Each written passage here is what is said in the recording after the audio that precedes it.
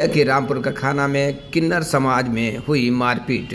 दो किन्नर गुटों में जबरदस्त मारपीट हुई, जिसमें रूबी किन्नर पर जानलेवा हमला किया गया। आपको बता दें कि जनपद के रामपुर का खाना क्षेत्र में उस समय हड़कंप मच गया जब किन्नर समाज के दो गुटों में जबरदस्त मारपीट हो गई। इस संघर्ष में रूबी किन्नर को गंभीर चोटें आई, जिससे इलाके में अफरा तफरी का माहौल बन गया।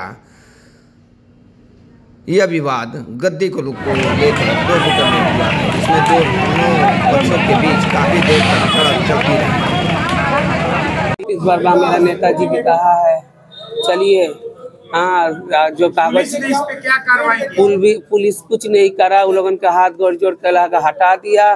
दरखास्त उन लोगों के तरफ का था, हमको मालूम नहीं था। हमको कहे यहाँ दस्तखत कर दीजिए, आप चुपचाप बैठे रहिए घर में अपन।